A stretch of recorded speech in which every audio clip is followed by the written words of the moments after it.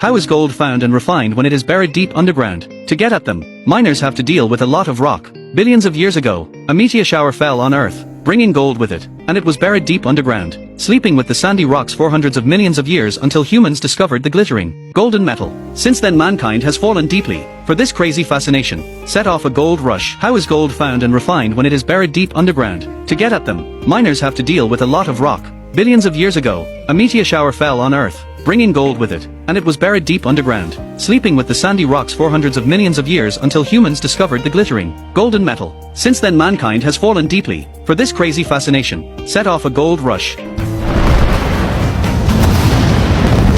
The ground shakes and rocks are blown to pieces, then loaded onto trucks and dumped onto conveyor belts. Workers process nearly 600,000 tons of ore a day, extracting about 3 grams of gold from each ton. At one end of the conveyor belt is a huge crusher, where the ore is ground into powder, which is mixed with water to form a slurry. Then a solution of cyanide is added to melt the gold that is mixed into the slurry. Then small particles of carbon were added to the solution, which would adsorb the gold in the solution to its own surface. The machine separates these money-hungry carbon particles from the impurities. The gold solution is passed through an electrolytic current causing the gold to be deposited at the negative electrode. They are then heated to a temperature of 1100 degrees to melt them, poured into molds and cooled, and a large 25-kilogram gold nugget is refined, finally sent to the processing plant to remove all the impurities, through the clean and polished into a big shiny gold bar. Hope that you in front of the screen every year can hold too.